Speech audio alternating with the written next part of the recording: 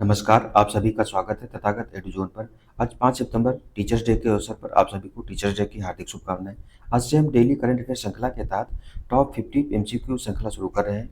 इनका जो सोर्स रहेगा वो पीआईबी प्लस जो अदर न्यूज़ समाचार पत्र आते हैं, जो भी समाचार पत्र आते हैं, उनके माध्यम से 50 टॉप एमसीक्यू निकाले जाएँगे, जो कि आपकी स्टेट पीसीएस के जितने भी एग्ज़ाम होते हैं, उसके अंदर वनडे जितने भी एग्ज़ाम होते हैं, यूपी ट्रिपल एससी हो या चाहे बैंक हो, एसएससी हो, रेलवे हो, इन सभी के लिए महत्वपूर्ण भूमिका निभाएँगे। खास करके जो करंट अफेयर्स वाले पोर्शन है, उसमें एमसीक्यू फॉर्मेट में ही क्वेश्चन हम डाल रहे हैं, जिससे कि अधिक से अधिक आपको लाभ मिल सके।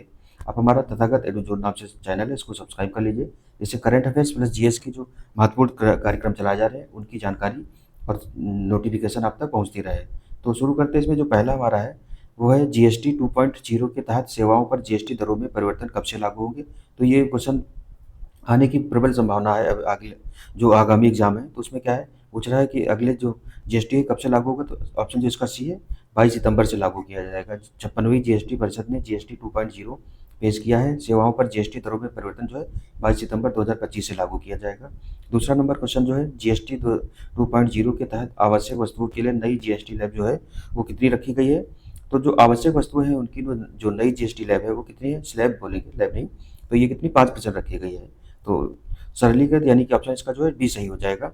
सरलीकृत जीएसटी संरचना में आवश्यक वस्तुओं के लिए 5% योग्य दर और अन्य के लिए 18% मानक दर की दो नई स्लैब बनाई गई। इसमें जो जीएसटी वाला जो चेंजेस किए गए हैं, उसमें 5% प्लस 5% तथा 18% और एक और तीसरी है वो 40%, जिसमें लग्जरी या सिन गुड्स आते हैं उनको शामिल किया गया है। तो उसके तहत 40% रखा जाएगा। अगला है, व्यक्तिगत जीवन एवं स्वास्थ्य बीमा पॉलिसियों पर जीएसटी की स्थिति क्या है। तो इसमें कहा गया पूर्ण जीएसटी से छूट दे दी गई इनको। ऑप्शन जो सी है, व्यक्तिगत जीवन एवं स्वास्थ्य बीमा पॉलिसियों पर जो पूर्ण जीएसटी छूट प्रदान कर दी गई है। इसी मुद्दे को लेकर के जो राहुल गांधी काफ़ी समय से जीएसटी पर सवाल भी उठा रहे थे, तो इसी को जीरो कर दिया गया है। फिर अगला है, यूएचटी दूध जो है अल्ट्रा हाई टेम्परेचर वाला जो दूध होता है, यानी कि जो पैकेज वाला दूध है, पनीर और भारतीय ब्रेड जैसी आवश्यक वस्तुओं पर जीएसटी जो है वो कितना शून्य कर दिया गया है। इसको अब जीरो जीएसटी हो गया है। अगला है, छोटी कारों, टीवी, एयर कंडीशनर, सीमेंट और ऑटो पार्ट्स पर जीएसटी दर 28% से घटाकर कितनी कर दी गई है। तो पहले 28% थी, अब उसको घटाकर के 18% कर दिया गया है। छोटी कारों से यहाँ लेना मतलब ये है कि जो पेट्रोल वाली कारें हैं वो 1200 सीसी और जो डीजल वाली कार है वो कितनी है, 1500 सीसी तक की जो है, उन पर जो 18% रहेगा। उसके ऊपर की जितनी भी कार होगी और 350 सीसी की जो बाइक आती है, उससे नीचे की जितनी बाइक रहेंगी उन पर 18% रहेगा, प्लस 350 सीसी से अधिक की बाइक और 1500 से ऊपर की जितनी भी सीसी से अधिक से जो फोर व्हीलर हैं, उन पर जो है जीएसटी कितना रहेगा, 40% रहेगा। ये चीज़ है। तो आगे देखेंगे, जीवन रक्षक दवाओं पर जीएसटी दर 12% से घटाकर कितनी कर दी गई। तो शून्य कर दी गई है। इसमें अगला है, ट्रैक्टर, हार्वेस्टर और कंपोस्टर जैसी कृषि मशीनरी पर जीएसटी दर कितनी 5% कर दी गई है। पहले जो 12% थी इसको घटा करके 5% कर दिया गया है। उर्वरक इनपुट पर जीएसटी दर 18% से घटाकर कितनी कर दी गई। तो ये भी 5% कर दी गई है। इन उर्वरक इनपुट पर जीएसटी जो है 18% से घटा करके 5% कर दी गई है। वस्तु एवं सेवा कर अपीलीय न्यायाधिकरण जो है जीएस टैट कब तक कार्य करना शुरू कर देगा। तो ये दिसंबर 2025 तक जो है कार्य करना शुरू कर देगा, यानी कि ये सितंबर से ही 22 सितंबर से सुनवाई मतलब अपील लेने लगेगा, लेकिन सुनवाई जो है 22 दिसंबर मतलब दिसंबर 2025 से ही करेगा। तो इसमें कार्यात्मक हो जाएगा। फिर जीएसटी प्रणाली के संदर्भ में यह किस सिद्धांत पर आधारित है। तो जो जीएसटी है ये किस सिद्धांत पर आधारित है। पहले भारत में 2008 में वैट आया था, तो उसी के आधार पर जीएसटी लाया गया था। वैल्यू एडेड टैक्स इसको बोलते हैं। तो ऑप्शन इसका बी है, मूल्य वर्धित कर जो है, ये भी पूछा जा सकता है। तो मूल्य वर्धित कर क्या है, जीएसटी एक मूल्य वर्धित कर है जो सभी वस्तुओं एवं सेवाओं की आपूर्ति पर लगाया जाता है। यानी कि ये गंतव्य आधारित टैक्स है एक तरीके से, क्योंकि जहाँ पर निर्माण होता है वहाँ नहीं लगाया जाता, जहाँ पर कंजप्शन होता है वहाँ पर इसको लगाया जाता है इस तरीके से। तो भारत में गिग और प्लेटफॉर्म अर्थव्यवस्था में श्रमिकों की संख्या 2029-30 तक बढ़कर कितनी होने का अनुमान है। तो कितनी हो जाएगी, 2.35 करोड़ होने का अनुमान है। गिग वर्कर्स जो है, जैसे कि स्विगी हो गया, जोमेटो हो गया, अदर जो मतलब इस तरीके के हैं कि फ्रीलांसिंग तरीके के काम करते हैं, वो गिग वर्कर्स कहलाते हैं। तो इनकी संख्या बढ़कर के 2029-30 तक कितनी, 2.35 करोड़ हो जाएगी। क्या दे रहा है इसमें, भारत की गिग और प्लेटफॉर्म अर्थव्यवस्था में 2024-25 में 1 करोड़ से बढ़कर के 2029-30 तक 2.35 करोड़ होने का अनुमान लगाया गया है। अगला है, वर्ष 2024 में भारत में इंटरनेट कनेक्शन की संख्या कितनी हो गई है। जो वर्ष 2014 से 25.15 करोड़ थी, तो अभी बढ़कर के कितनी हो गई, 96.96 करोड़ हो गई है। ये डाटा पूछा जा सकता है, या इससे मेंस वगैरह के एग्जाम होते हैं, इस तरीके के डाटा लिखने के लिए यूज होते हैं। तो कितना, 96.96 करोड़ हो गई है। डिजिटल एक्सेस का विस्तार हुआ है। इंटरनेट कनेक्शन वर्ष 2014 के 25.15 करोड़ से बढ़कर के वर्ष 2024 में 96.96 करोड़ हो गए हैं। अगला है जो वर्ष 2024 में भारत में कितने प्रतिशत घरों में स्मार्टफोन है, तो स्मार्टफोन की संख्या भी बढ़ी है, तो अब हो गई 85.5% हो गई है। उसके बाद में भारत की गिग अर्थव्यवस्था से संबंधित प्रमुख चुनौतियों में से क्या है, तो इसमें देखेंगे जो गिग इकोनॉमी हम ऊपर बताएं, इससे रिलेटेड जो समस्या है उसमें ऑप्शन जो इसका सी सही है। सामाजिक सुरक्षा और अभाव लाभों का अभाव है। सामाजिक सुरक्षा का मतलब ये है कि क्योंकि यहाँ ना कोई पेंशन है, ना ही कोई स्थायी सैलरी है, उसके साथ में ही इनको जो जीवन बीमा होते हैं, पॉलिसी वगैरह है, वो भी नहीं है। और लाभों का अभाव, जो जो सरकारी कर्मचारी या प्राइवेट अदर कर्मचारी है, स्थायी वाले जो वर्कर्स हैं, उनको जो लाभ मिलते हैं, इनको इस तरीके के लाभ नहीं मिलते। तो सरकार ने अभी कई तरीके की, जैसे पेंशन हो गई या और भी जो जीवन बीमा या लाइफ इंश्योरेंस वगैरह है, उस तरीके की देने का प्रयास किया गया है। तो सामाजिक सुरक्षा और लाभों का अभाव है कि अर्थव्यवस्था से संबंधित चुनौतियों में कम कम पारिश्रमिक एक ये भी समस्या है, तथा आय में अस्थिरता, सामाजिक सुरक्षा और लाभों का अभाव शामिल है। अगला है गिग श्रमिकों को डिजिटल पहचान और सामाजिक सुरक्षा कल्याणकारी योजनाओं तक पहुंच प्रदान करने के लिए कौन सी पहल सहायक है, तो इस पे ऑप्शन जो इसका है सी, ई श्रम पोर्टल शुरू किया गया था। इसके तहत क्या है कि पंजीकरण करा सकते हैं जितने गिग वर्कर्स हैं। तो गिग श्रमिकों को डिजिटल पहचान यानी कि ई श्रम पोर्टल पर सामाजिक सुरक्षा से संबंधित कल्याणकारी योजनाओं तक पहुंच प्रदान करने का सुझाव दिया गया है। अगला है नीति आयोग द्वारा भारत की गिग अर्थव्यवस्था को मजबूत करने के लिए कौन सा फ्रेमवर्क प्रस्तावित किया गया है, तो नीति आयोग द्वारा कौन सा किया गया है, ये ऑप्शन जो बी है रेज फार्मर फ्रेमवर्क है। नीति आयोग द्वारा रेज फ्रेमवर्क यानी क्या, कार्य विविधता की पहचान करना, वित्त पोषण में वृद्धि करना, प्लेटफॉर्म और श्रमिक हितों को शामिल करना, जागरूकता का समर्थन करना तथा लाभ तक पहुंच सुनिश्चित करना, इस तरीके जो रेज है इसका ये फुल फॉर्म है। इसमें ये सारे जो नीचे जो चीज़ें दी गई हैं ये सारी शामिल की गई हैं। अगला है राजस्थान के प्लेटफॉर्म आधारित गिग वर्कर्स नियम 2023 के तहत नियोक्ताओं के लिए क्या जमा करना अनिवार्य है, तो ऑप्शन जो बी है कल्याण उपकर जो है ये जमा करना अनिवार्य कर दिया गया है। इसमें जो राजस्थान के प्लेटफॉर्म आधारित गिग वर्कर्स अधिनियम के तहत नियोक्ता जो है, नियोक्ता मतलब कि जो जिनके तहत गिग वर्कर्स काम करते हैं उनको कहा गया है कि तहत नियोक्ताओं के लिए कल्याण उपकर जमा करना अनिवार्य कर दिया गया है कि गिग वर्कर के लिए जो कल्याणकारी योजनाएं हैं उनको चलाया जा सके। उसकी सहायता के लिए जो जितने भी गिग वर्कर्स वाली कंपनियां हैं वो ये क्या करेंगी कि कल्याण उपकर जमा करेंगी। राजस्थान में शुरू किया गया है। 18 नंबर का है भारत की ऑनलाइन संदिग्ध रजिस्ट्री ने 13 लाख धोखाधड़ी वाले लेन देन को रोककर लगभग कितनी राशि बचाई है, तो लगभग 5100 करोड़ राशि बचाई गई है। ये ऑनलाइन संदिग्ध रजिस्ट्री वो जो क्या बोलते हैं एक तरीके का ऊपर आया था या नियम बनाया गया था, तो उसी ने इसको रोका है। भारत की ऑनलाइन संदिग्ध रजिस्ट्री ने 13 लाख धोखाधड़ी वाले लेन देन को रोककर लगभग 5100 करोड़ रुपए बचाए हैं। 19 नंबर का भारत की संदिग्ध रजिस्ट्री किस वर्ष में लॉन्च की गई थी, तो वर्ष 2024 में लॉन्च की गई थी। अगला है 20 नंबर का भारत की संदिग्ध रजिस्ट्री किस डेटा पर आधारित है और किसके द्वारा विकसित की गई है, तो ऑप्शन इसका जो है बी सही है। एनसीआरपी पर आधारित है। I4C जो है द्वारा विकसित है। ये समाधान क्या था, एनसीआरपी पर आधारित और I4C यानी कि Indian cyber crime coordination centre द्वारा विकसित की गई है। फिर अगला है भारत की संदिग्ध रजिस्ट्री तक किसे पहुंच की अनुमति प्रदान की गई है, तो किसको दी गई, डी जो है सभी दूरसंचार और वित्तीय संस्थानों को दी गई है। सभी दूरसंचार और वित्तीय संस्थानों को, तो संदिग्ध रजिस्ट्री तक सभी दूरसंचार और वित्तीय संस्थानों को जो अनुमति प्रदान की गई है पहुंचने तक। भारत का ग्रीन हाइड्रोजन मानक किसने अधिसूचित किया है, तो जो भारत जो ग्रीन हाइड्रोजन मानक है वो किसने अधिसूचित किया है, ऑप्शन इसका डी सही हो जाएगा। नवीन एवं नवीकरणीय ऊर्जा मंत्रालय जो है मिनिस्ट्री ऑफ रिन्यूएबल और रिन्यू एनर्जी के लिए है। तो इसमें समाधान क्या है, तो नवीन एवं नवीकरणीय ऊर्जा मंत्रालय ने भारत का ग्रीन हाइड्रोजन मानक अधिसूचित किया है।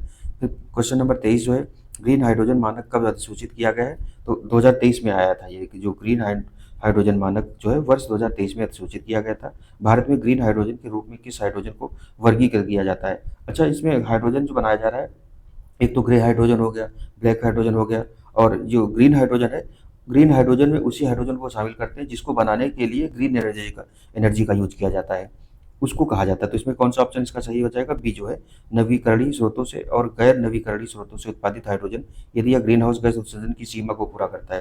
तो ग्रीन हाउस उत्सर्जन जो सीमा है गैस उत्सर्जन, उस सीमा के तहत जो भी उसके रिसोर्सेज हैं जिससे हाइड्रोजन बनाई जा रही है उन्हीं को शामिल किया जाता है। तो नवीकरणीय स्रोतों और गैर नवीकरणीय स्रोत भी शामिल है, लेकिन क्या है कि जो ग्रीन हाउस गैस उत्सर्जन है उसमें इसके योगदान नहीं होना चाहिए। से उत्पादित हाइड्रोजन यदि या ग्रीन हाउस गैस उत्सर्जन की सीमा को पूरा करती है तो इसको क्या है नवीकरणीय या ग्रीन हाइड्रोजन कहा जाएगा। अगला है कि 25 नंबर का है कि ग्रीन हाइड्रोजन मानक के तहत जीवन चक्र ग्रीन हाउस गैस उत्सर्जन की सीमा क्या निर्धारित की गई है? तो जो जीवन चक्र ग्रीन हाउस गैस उत्सर्जन की सीमा है कितनी है? ऑप्शन इसका जो है बी सही है, यानी कि 2 किलो CO2 जो है इक्विवेलेंट कितने की होगी? तो प्रति 1 किलो जो हाइड्रोजन है उसके बराबर होगी। तो 1 किलो अगर हाइड्रोजन आप निकाल रहे हैं उसमें से 2 किलो CO2 के बराबर मानी गई है। इस तरीके से जीवन चक्र ग्रीन हाउस गैस उत्सर्जन की सीमा 2 kg CO2 इक्विवेलेंट प्रति किलोग्राम हाइड्रोजन निर्धारित की गई है। 26 नंबर का भारत में ग्रीन हाइड्रोजन की निगरानी और प्रमाणन किसके द्वारा किया जाएगा? तो ये जो किया जाएगा कि जो ब्यूरो ऑफ एनर्जी एफिशिएंसी है इसके द्वारा किया जाएगा। ये ग्रीन हाइड्रोजन की निगरानी और प्रमाणन का कार्य ऊर्जा दक्षता ब्यूरो यानी कि ब्यूरो ऑफ एनर्जी एफिशिएंसी वाला है। ऑप्शन इसका बी सही हो जाएगा।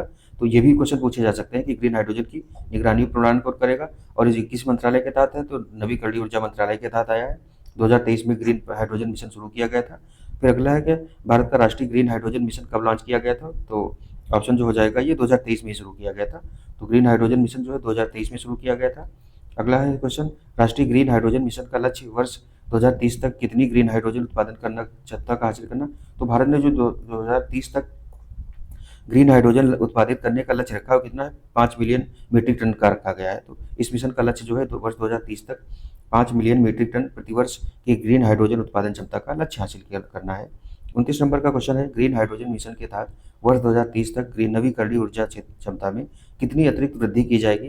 तो 125 गीगावाट की वृद्धि हो जाएगी कि 2030 तक जो है नवीकरणीय ऊर्जा क्षमता में 125 गीगावाट की इससे वृद्धि हो जाएगी ग्रीन हाइड्रोजन मिशन के तहत।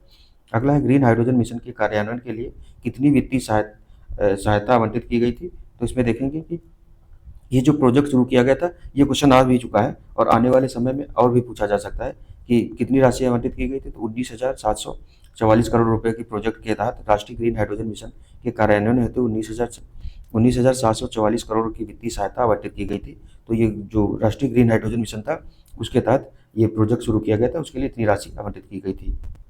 अगला है कि ग्रीन हाइड्रोजन मिशन का उद्देश्य किसे बढ़ावा देना है? तो जो ग्रीन हाइड्रोजन मिशन है इसका मूल उद्देश्य क्या है? ऑप्शन सी जो है घरेलू विनिर्माण और निर्यात दोनों को बढ़ावा देना है, यानी कि राष्ट्रीय स्तर पर हाइड्रोजन का उत्पादन करना और इसके निर्यात को बढ़ावा देना है। तो अगला जो क्वेश्चन है, ग्रीन हाइड्रोजन का उपयोग किन क्षेत्रों में प्राथमिक रूप में किया जाएगा?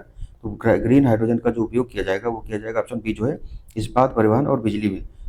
जो हाइड्रोजन है उससे क्या है बिजली उत्पादित करने के लिए किया जा रहा है। परिवहन मतलब कि ऐसे उपकरण जो व्हीकल है बनाए जाएंगे जो हाइड्रोजन से संचालित हों। इस्पात का है क्या? इस्पात की में देखते हैं कोयले का जो ज़्यादा यूज़ होता है उसको जलाने के लिए भट्टी को, तो भट्टी जलाने के लिए क्या होगा कि हाइड्रोजन से भट्टी जलाई जाएगी। ग्रीन हाइड्रोजन का उपयोग मुख्य रूप से इस्पात, परिवहन और बिजली के क्षेत्रों में किया जाएगा। फिर आगे देखेंगे तो यूपीएससी में क्वेश्चन आता है कि जो 8 कोर इंडस्ट्री है उसमें कौन कौन, इस्पात भी इसमें शामिल है, इस्पात भी है और कोयला वाला भी है, सीमेंट है, उर्वरक है, ये इस तरीके की जो है 8 कोर इंडस्ट्री है, तो इस तरीके इस्पात भी इसमें शामिल है। फिर 33 नंबर का क्वेश्चन है, G20 दिल्ली घोषणा जो है 2023 में ग्रीन हाइड्रोजन सहयोग को किस रूप में मान्यता दी गई थी? तो जो 2023 जो सितंबर 2023 में भारत में G20 की अध्यक्षता की थी, ये कौन सी हुई थी? तो 18वीं G20 की अध्यक्षता भारत द्वारा की गई थी 2023 में। तो उसमें कहा गया था कि ग्रीन हाइड्रोजन सहयोग को किस रूप में मान्यता दी गई थी? ऑप्शन इसका जो है सही हो जाएगा, ऊर्जा सुरक्षा और कार्बन न्यूट्रलिटी के साधन के रूप में। तो G20 दिल्ली घोषणा में ग्रीन हाइड्रोजन सहयोग को ऊर्जा सुरक्षा और कार्बन न्यूट्रलिटी का साधन माना गया था। अगला है 34 नंबर का, कौन सा देश दुनिया का सबसे बड़ा हाइड्रोजन उत्पादक है? तो हाइड्रोजन उत्पादक में देखें तो पहले नंबर कौन है? चाइना ही है। चीन जो है दुनिया का सबसे बड़ा हाइड्रोजन उत्पादक देश है। फिर भारत में ग्रीन हाइड्रोजन उत्पादन में कौन सा राज्य अग्रणी है? तो भारत में अगर देखें तो पहला राज्य कौन है? पहले नंबर पर गुजरात है। गुजरात ग्रीन हाइड्रोजन उत्पादन में भारत का अग्रणी राज्य है। अगला है 36 नंबर का, इस्पात क्षेत्र में ग्रीन हाइड्रोजन का उपयोग किस प्रक्रिया में कोयले के स्थान पर किया जा सकता है? तो जो कोयला जो है अभी क्या है पिघलाने की प्रक्रिया में किया जाता है, मतलब कोयले का जो यूज किया जाता है इस्पात को पिघलाने में किया जाता है, और उसकी जगह पर क्या यूज होगा? ये जो ग्रीन हाइड्रोजन है इसका यूज किया जाएगा। तो इसमें समाधान क्या दे रहा है? इस्पात निर्माण में ग्रीन हाइड्रोजन का उपयोग पिघलाने की प्रक्रिया में कोयले के विकल्प के रूप में किया जाएगा। अभी कोयला जलाया जाता है उसकी जगह पर क्या है हाइड्रोजन से एनर्जी बनाकर के इसको पिघलाया जाएगा। अगला है, ग्रीन हाइड्रोजन मिशन के तहत किसने प्रत्यक्ष और अप्रत्यक्ष रोजगार सृजित होने का अनुमान है? तो कितना रोजगार इससे सृजित होगा प्रत्यक्ष और अप्रत्यक्ष रूप से? तो 6 लाख लोगों को रोजगार मिलेगा। इस मिशन से लगभग 6 लाख प्रत्यक्ष और अप्रत्यक्ष रोजगार सृजित होने का अनुमान लगाया गया है। अगला है, ग्रीन हाइड्रोजन उत्पादन हेतु भारत का कौन सा बंदरगाह केंद्र बनने जा रहा है? तो इसमें जो है कांडला बंदरगाह, जो ऑप्शन ए है इसका ए सही है। गुजरात का कांडला बंदरगाह ग्रीन हाइड्रोजन उत्पादन का प्रमुख केंद्र बनने जा रहा है। फिर 39 नंबर का क्वेश्चन है, ग्रीन हाइड्रोजन मिशन के अंतर्गत राजनीतिक हस्तक्षेप किसके लिए किया जाएगा? तो जो ग्रीन हाइड्रोजन मिशन है उसके तहत राजनीतिक हस्तक्षेप क्या होगा? तो ऑप्शन बी जो है हरित हाइड्रोजन संक्रमण के लिए, ऑप्शन बी है। ये मिशन क्या है? तो मिशन के अंतर्गत हरित हाइड्रोजन संक्रमण हेतु रणनीतिक हस्तक्षेप जो है साइट किया जाएगा। साइट जो है फुल फॉर्म क्या है? हरित हाइड्रोजन संक्रमण हेतु रणनीतिक हस्तक्षेप जो है ये साइट जो है इसके हरित हाइड्रोजन संक्रमण के लिए किया जाएगा। 40 नंबर का जो क्वेश्चन है, भारत में हाइड्रोजन मिशन का दीर्घकालिक लक्ष्य क्या रखा गया है? तो जो दीर्घकालीन लक्ष्य है वो है ऑप्शन सी, क्या है? केवल घरेलू उपभोग को बढ़ावा देना है, नहीं, भारत को हाइड्रोजन निर्यात का वैश्विक केंद्र बनाना है। आने वाले समय में हाइड्रो जो ग्रीन एनर्जी है उसके महत्व को देखते हुए भारत क्या कर रहा है? भारत और विश्व के और भी देश कर रहे हैं, क्योंकि चीन पहले पे है, तो ग्रीन एनर्जी को बढ़ावा दे रहे हैं, जिसमें क्या है भारत क्या कर रहा है कि निर्यात को वैश्विक केंद्र बनाना है। अगर भारत 2047 तक क्या है, 2047 तक विकसित भारत का लक्ष्य रखा गया, उसमें कहा गया कि ग्रीन एनर्जी को बढ़ावा देते समय या ग्रीन हाइड्रोजन मिशन जो है इसके तहत एनर्जी को जो है मैक्सिमम करने का कोशिश की जाएगी। तो उसी के तहत क्या है कि वैश्विक केंद्र बनना है, ये चीज़ कही गई है।